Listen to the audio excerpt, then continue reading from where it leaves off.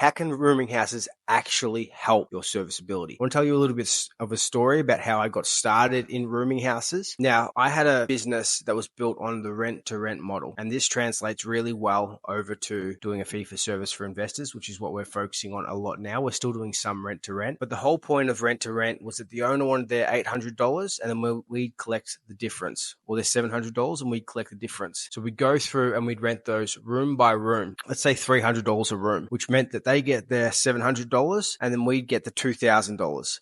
So the excess, the increase on the actual rent yield that the owner was receiving was exponentially higher. And this means that all of these properties that they're looking at, and the ones that we were renting, if they were in our situation, even if we increased their rents enough to cover their mortgage, we'd still have this excess there, $400, $500, $600, $700 a week excess on top of the mortgage repayments.